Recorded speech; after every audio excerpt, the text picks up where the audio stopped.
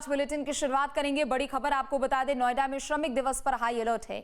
1000 से ज्यादा पुलिसकर्मियों और पीएसी की तैनाती है। ड्रोन और सीसीटीवी से कड़ी निगरानी भी रखी जा रही है। जिले में 8 मई तक धारा 163 भी लागू है। हर स्थिति पर आला अधिकारियों की नजर बनी हुई है। संवेदनशील इलाकों में सघन निगरानी रखी जा रही है। पुलिस कमिश्नर लक्ष्मी सिंह के निर्देश पर प्रशासन अलर्ट है। तो बड़ी खबर आपको बता दें, जहां आज श्रमिक दिवस के अवसर पर नोएडा में हाई अलर्ट है। बीते दिन की तस्वीरों को देखते हुए इस बार सुरक्षा व्यवस्था और भी ज्यादा सख्त नजर आ रही है।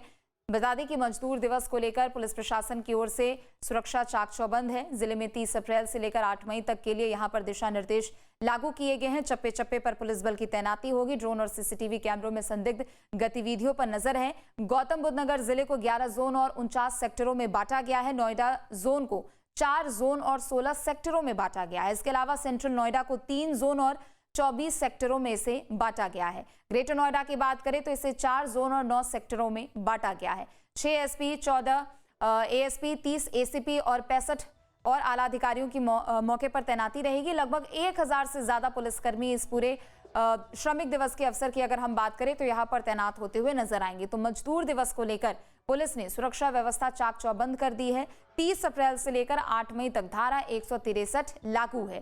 तो ये बड़ी खबर आपको बता दें, चप्पे चप्पे पर पुलिस बल की तैनाती, ड्रोन और सीसीटीवी कैमरों से संदिग्ध गतिविधियों पर नजर है। गौतम बुद्ध नगर जिले को 11 जोन और 49 सेक्टरों में बांटा गया है। नोएडा को भी 4 जोन और 16 सेक्टर में बांटा गया है। सेंट्रल नोएडा की बात करें तो यहाँ पर 3 जोन और 24 सेक्टरों में सेंट्रल नोएडा को बांटा गया है। इसके अलावा ग्रेटर नोएडा में भी चौकसी बढ़ा दी गई है। 6 एसपी, 14 एडिशनल एसपी, 30 एसीपी और 65 इंस्पेक्टरों की तैनाती, यानी ग्राउंड पर ये सभी लोग तैनात होते हुए नजर आएंगे। लगभग 1500 पुलिसकर्मियों और 10 कंपनी पीएसी की तैनात कर दी गई है। 50 से ज्यादा संवेदनशील इलाकों में ड्रोन से निगरानी है। तो बड़ी खबर आपको बता दें नोएडा से। और चलिए ज्यादा जानकारी के लिए अमित भी हमारे साथ जुड़ चुके हैं। अमित, 13 और 14 अप्रैल को जो कुछ भी हुआ उन सबको ध्यान में रखते हुए श्रमिक दिवस के अवसर पर नोएडा में सबसे ज्यादा यहाँ सख्ती बरती जा रही है, चाहे आला अधिकारियों के मौके पर तैनाती हो या फिर सीपी लक्ष्मी सिंह की ओर से तमाम कड़े दिशा निर्देश दिए गए हों या फिर 1000 से ज्यादा पुलिसकर्मियों और पीएसी की तैनाती।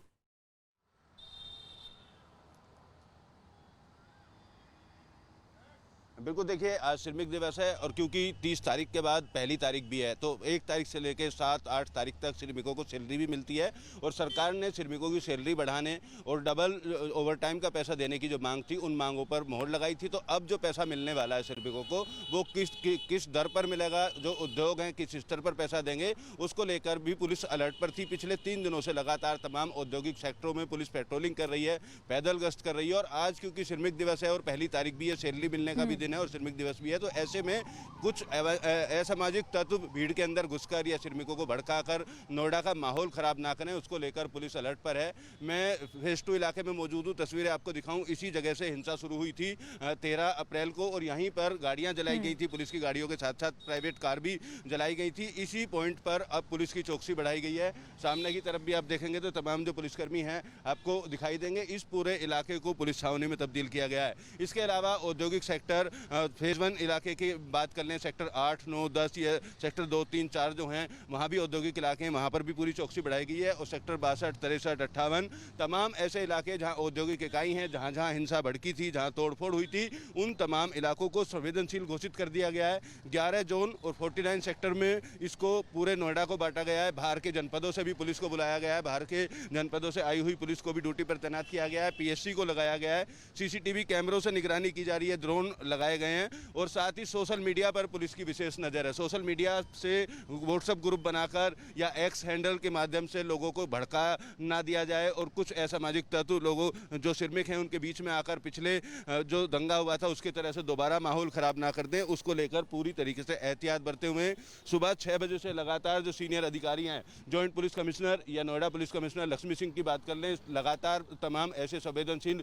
इलाकों में भ्रमण कर रहे हैं ताकि जो स्थिति है उसको सामान्य रखा जाए। औद्योगिक चलाने वाले जो भी उद्यमी हैं उनसे भी पुलिस की वार्ता हुई और जो श्रमिक संगठन हैं उनसे भी वार्ता हुई कि शांतिपूर्ण तरीके से नोएडा का माहौल ख़राब ना करें, शांतिपूर्ण तरीके से माहौल बना रहे। और शांति बनाए रखने के लिए ही पूरी तरीके से जो चौकसी है वो आज बढ़ाई गई है। श्रमिक दिवस पर छुट्टी भी है तो ज़्यादातर जो कंपनियाँ हैं वो बंद हैं, उनके बंद होने की वजह से सड़कों पर भी सन्नाटा है, स्कूलों की भी आज छुट्टी है। तो तमाम तरीके के एहतियात फिलहाल बरते जा रहे हैं और पुलिस ने सीधी चेतावनी दी है, अगर कोई भी माहौल ख़राब करने की कोशिश करता है तो उसके खिलाफ कार्रवाई की जाएगी। इस पूरे मामले को लेकर 1 दर्जन के आसपास ऐसे लोग हैं जो जेल में बंद हैं, उनकी पुलिस रिमांड भी ले रही है। पहले 3 महिलाओं की रिमांड ली थी, उसके बाद अब और 3 जो पुरुष थे जो इस पूरे दंगे के पीछे मास्टरमाइंड माने जा रहे थे, उनकी भी रिमांड 2 दिन की ली गई थी, तो उनसे भी पूछताछ की गई। और जिस तरीके से पिछले दिनों हिंसा फैलाई गई उसमें पाकिस्तान के भी 2 एक्स के हैंडल सामने आए थे जो पाकिस्तान से ऑपरेट किए जा रहे थे,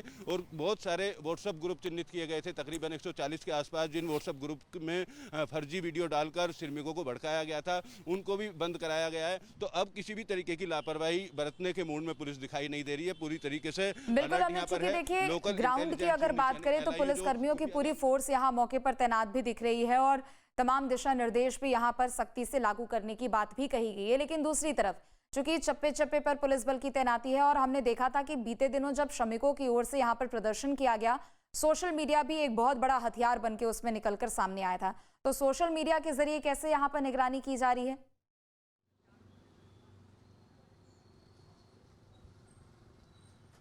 देखिए, जो साइबर क्राइम टीम है नोएडा पुलिस की, साइबर क्राइम टीम के तमाम पुलिसकर्मियों को इसी बात को सुनिश्चित करने के लिए लगाया गया है कि जितने भी सोशल मीडिया अकाउंट है, खासतौर पर नोएडा के श्रमिकों से जुड़ी जो जानकारी प्रसारित कर रहे हैं, उनको चिन्हित किया जाए। और अगर उसमें कोई भ्रामक जानकारी है, श्रमिकों को भड़काने जैसी जानकारी है, तो उन सोशल मीडिया चलाने वाले लोगों को चिन्हित किया जाए, उनको गिरफ्तार किया जाए और ऐसे तमाम जो अकाउंट हैं उनको तुरंत बंद करा दिया जाए। तो साइबर क्राइम की टीम पूरी तरीके से नज़र बनाए हुए तमाम सोशल मीडिया हैंडल्स पर और नोएडा से जुड़ी श्रमिकों से जुड़ी हुई जो भी जानकारी प्रसारित कर रहे हैं उसको बारीकी से देखा जा रहा है। सीसीटीवी कैमरों से भी नज़र रखी जा रही है, ड्रोन कैमरों से भी नज़र रखी जा रही है, और साथ ही जो इंडस्ट्री चलाने वाले लोग हैं उनसे भी समन्वय बनाया गया है। थाना स्तर पर, चौकी स्तर पर अगर कोई भी उद्यमी कहीं किसी श्रमिक को हिंसक होते हुए देखता है या कोई श्रमिक संगठन किसी उद्यमी से प्रदर्शन करने की बात करता है, तो उसकी जानकारी भी तुरंत पुलिस को दे दी जाएगी। पुलिस बल की जो टीमें हैं जो पेट्रोलिंग कर रही हैं वो लगातार मौके पर पहुंचेंगी और मौके पर पहुंचने के बाद जो स्थिति है उसको सामान्य करेगी, श्रमिकों को समझाने की कोशिश की जाएगी। लेकिन उन श्रमिकों के बीच में जो भी लोग हैं उनकी वीडियोग्राफी भी कराई जाएगी ताकि ये बात स्पष्ट हो सके कि कोई बाहरी व्यक्ति तो उसमें शामिल नहीं हुआ है, उनको भड़काने की कोशिश तो नहीं कर रहा है। तो हर एक एंगल पर पुलिस ने पूरी तैयारी अपनी की हुई है ताकि जो माहौल है वो खराब ना हो और जिस तरीके से शांति आम दिनों में नोएडा के अंदर रहती है उसी तरीके की शांति बनी रहे। लेकिन फिलहाल अब 1 तारीख से 8 तारीख तक के जो समय है उसको पुलिस सेंसिटिव मान रही है, सैलरी मिलने का समय होता है, और जो कंपनियां तय सैलरी नहीं देंगी या ओवर टाइम का डबल पैसा नहीं देंगी, जो समिति बनाने की बात की जा रही थी कि महिलाओं के साथ उत्पीड़न को लेकर एक समिति बनाई जाए, वो बना ली जाए, उसको लेकर श्रम विभाग के अधिकारी भी लगातार हर एक इंडस्ट्री में संपर्क कर रहे हैं, पुलिस के अधिकारी भी संपर्क कर रहे हैं। वहीं अगर जिला प्रशासन की बात की जाए तो आज हेल्थ चेकअप कैंप भी कई जगह लगाए गए हैं। जिलाधिकारी ने एक बयान जारी किया था, उसमें कहा था कि श्रमिकों के लिए हेल्थ चेकअप कैंप लगाए जा रहे हैं ताकि उनकी बीमारियों का निदान किया जा सके और सरकार बिल्कुल, यानी कुल मिलाकर श्रमिकों पर अभी पूरा फोकस भी इसलिए है चूंकि बीते दिन जो वादे किए गए थे, जो आश्वासन दिए गए थे, चाहे प्रशासन की ओर से हो या फिर कंपनी प्रबंधन की ओर से, उनका किस तरीके से पालन किया जा रहा है इसे लेकर भी मौके पर तैनात अधिकारी नजर आ रहे हैं। बहुत शुक्रिया अमित आपका तमाम जानकारी अपडेट के लिए। अब से डीडी फ्री डिश की चैनल नंबर 57 पर देखिए न्यूज नेशन।